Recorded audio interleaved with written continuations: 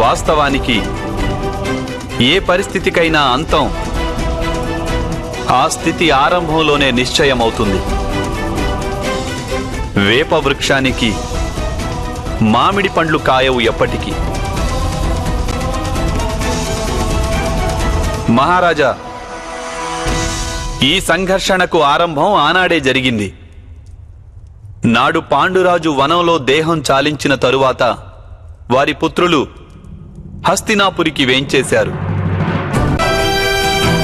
మీరు గనుక ఆ రోజు రాకుమారుడు యుధిష్ఠిరుని యువరాజుగా ప్రకటించి ఉంటే ఈ దుస్థితి ఉత్పన్నమై ఉండేది కాదు. కానీ మీరు మీ సింహాసనంపై ఉన్న మోహాన్ని త్యజించలేకపోయారు.